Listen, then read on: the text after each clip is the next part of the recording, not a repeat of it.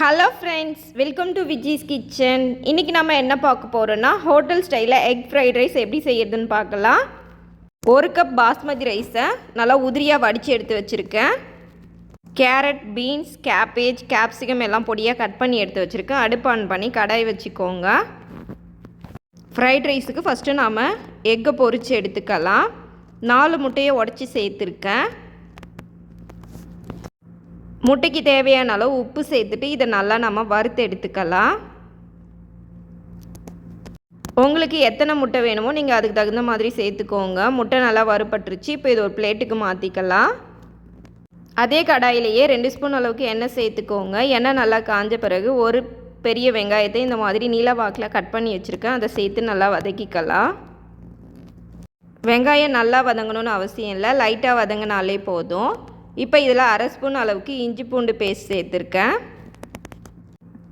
இஞ்சி பூண்டு நல்லா பச்சை வாசனை போகிற அளவுக்கு நல்லா வதக்கி விட்டுக்கலாம். இப்போ கட் பண்ணி வச்சுருக்க காயெல்லாம் சேர்த்துக்கலாம். கேரட், பீன்ஸ், கேப்சிகம், கேபேஜ் சேர்த்துருக்கேன்.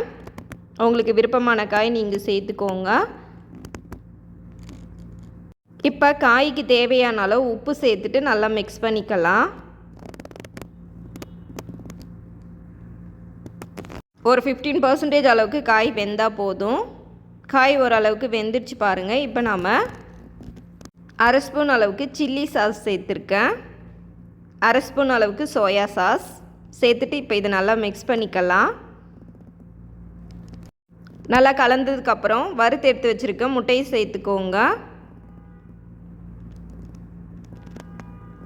சேர்த்துட்டு நல்லா கலந்துக்கலாம்.